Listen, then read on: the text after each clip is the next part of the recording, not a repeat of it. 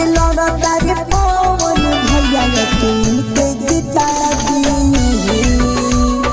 कारागार से लड़ता रे पवन भैया यकीन के जिता दी।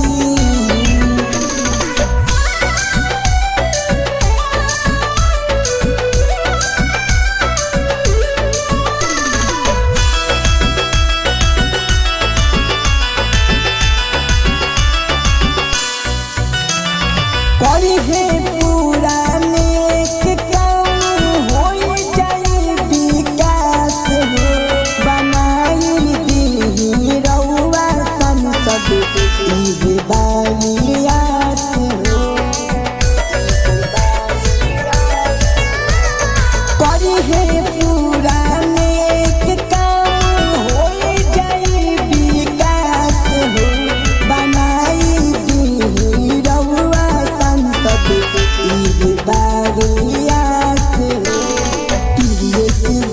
घूमी घूमी मांगे भोट चाची रउआ दिला दी।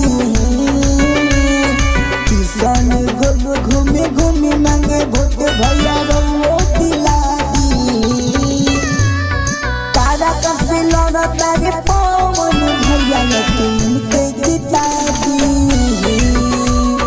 कारागार से लड़ता रे पवन भैया यकीन के जिता दी। दिया रिकॉर्डिंग स्टूडियो मोहम्मदपुर।